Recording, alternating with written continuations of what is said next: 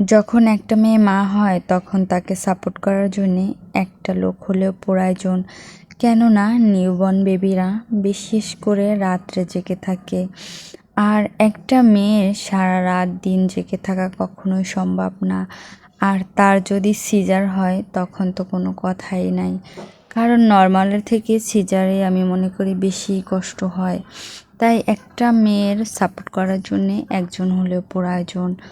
কারণ যে মা হয়েছে বা যে এই সময়টা ফেস করছে সেই শুধু বলতে পারবে যে কতটা কষ্টের।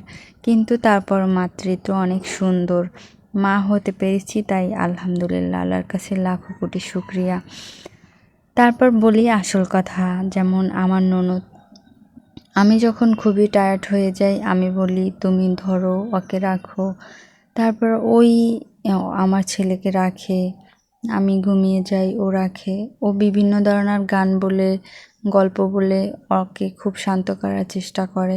আমি মনে করি আমার থেকে আমার ননদের কাছেই আমার ছেলে ভালো থাকে, খুব শান্ত থাকে। আমার কাছে যতটা কান্না করে ওর কাছে গেলে এতটা কান্না করে না, কারণ ও খুব শান্ত করতে পারে। বিভিন্ন ধরনের গান বলে, দুষ্টমি করে বা বিভিন্ন ধরনের কথা বলে ওকে শান্ত করতে পারে। তাই প্রতিটা মেয়ের সাপোর্ট থাকা দরকার। আজকের ভিডিওটা এতটুকুই। আল্লাহ হাফেজ।